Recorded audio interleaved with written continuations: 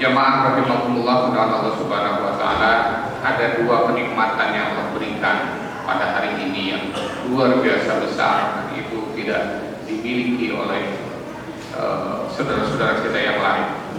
Yang pertama adalah nikmat iman. Dengan nikmat iman, alhamdulillah tergerak hati kita, terpanggil hati kita untuk menunaikan ibadah sholat isya yang melanjutkan dengan sholat tarawih.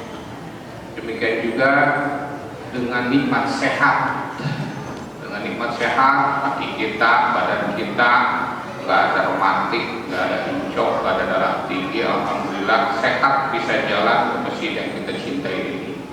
Banyak saudara kita imannya sehat tapi badannya tidak sehat. Imannya sehat, badannya tidak sehat, sakit.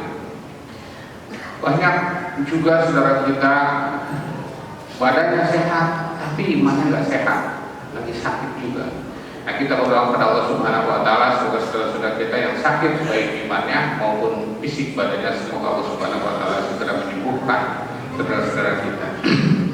Hadirin jamaah masjid rahimahullah dengan Allah Subhanahu wa taala, di kita biasanya tanggal 17 Ramadan diperingati sebagai hari nuzulul Quran, turunnya Al-Quran. Loh, kata siapa tanggal 17 Ramadan itu hari nuzulul Quran?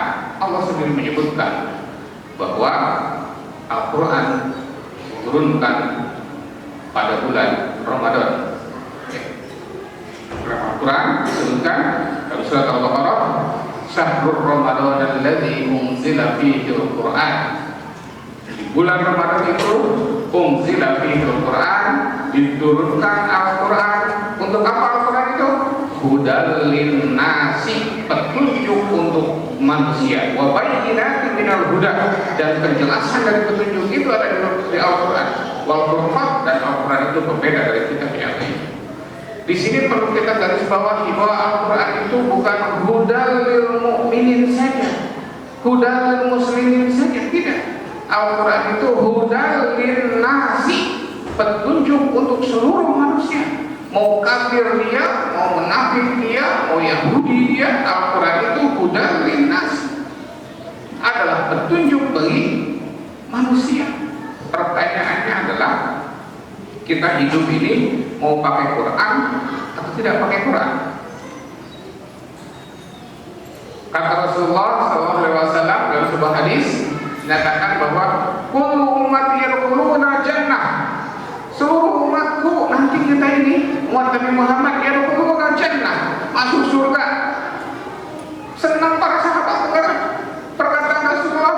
Kata Rasulullah tapi disambung, illa man aba, kecuali yang nggak mau.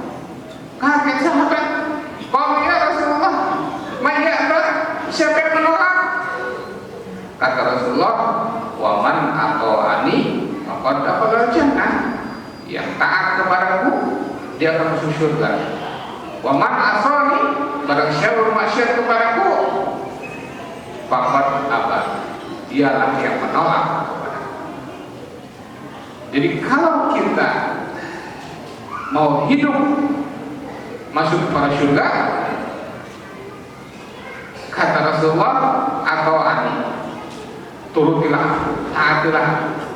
Rasulullah setiap bulan Ramadan murojaah dengan malaikat Jibril. Demikian juga dengan para sahabat, murojaah, membaca Al-Quran. Kalau kita tidak ingin masuk surga ya nggak apa-apa. Allah tidak rugi kita tidak masuk surga. Malas baca Quran, ngapain baca Quran? Gitu-gitu aja nasib nggak berubah, ya tidak apa-apa. Itu urusan Anda sekalian. Tapi ingat, yang begitu itu pakot apa? Itulah orang yang menolak. Dan kalau kita mengaku sebagai umat Nabi Muhammad SAW, Rasul itu adalah Nabi yang sangat menjaga umatnya, Nabi yang sangat melindungi umatnya. Namun dalam surat Al-Furqan ayat 30, Rasulullah SAW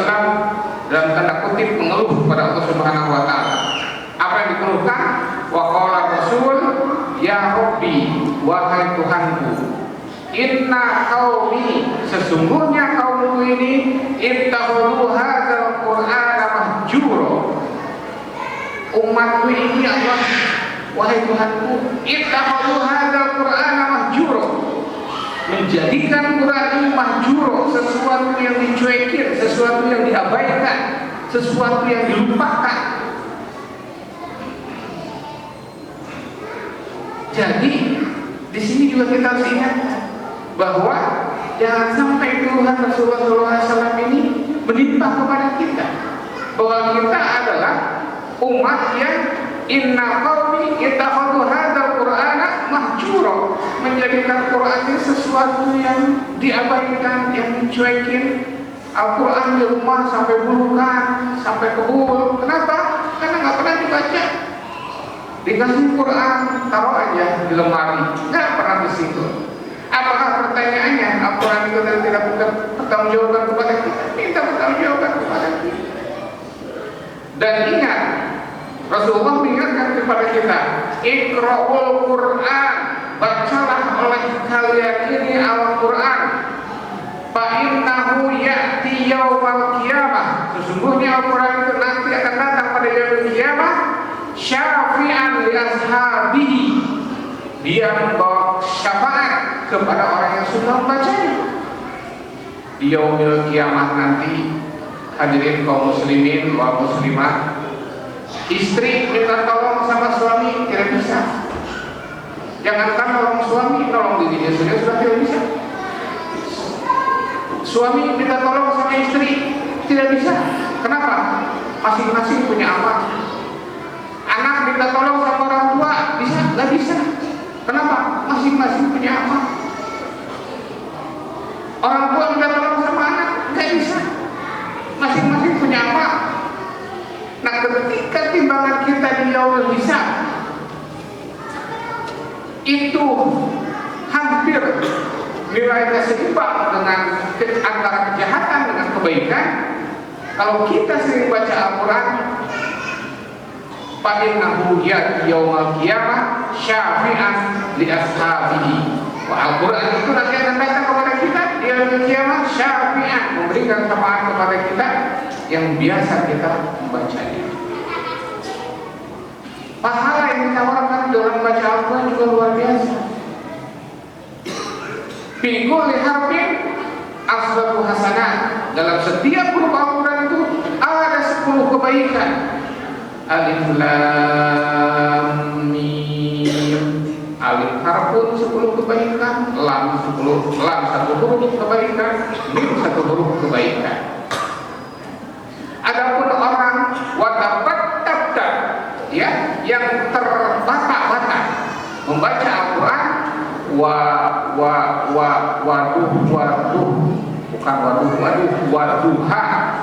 waduha, tapi dia berusaha untuk membaca Al-Quran, waduha, itu juga diberikan ganjaran oleh Allah Subhanahu wa Ta'ala. Kenapa? Usahanya untuk bisa membaca Al-Quran. Tinggal kita sekarang sudah tanggal 14 Ramadan, sudah berapa juskah yang kita baca Al-Quran? Minimal sekurang-kurangnya 1 kali khatam. Syukur bisa kali 2 kali atau 3 kali. Sekurang-kurangnya 1 kali khatam. Kalau tidak 1 kali khatam pun setengah dari Al-Quran itu dibaca. Kalau nggak mampu juga seperempatnya paling nggak bulan Ramadan ini baca Quran seperempatnya juga nggak bisa. Al-Fatihah dan surat Al-Baqarah sudah, Al-Fatihah Al-Baqarah juga nggak bisa. Nah, kalau nggak bisa Al-Fatihah Al-Baqarah udah ngajiin aja, ya. Kalau udah nggak bisa baca Quran, nggak bisa ngaji, ngajiin aja, ya. Mau ngajiin? Nah, kalau tidak mau cepat ngajiin, baca Quran.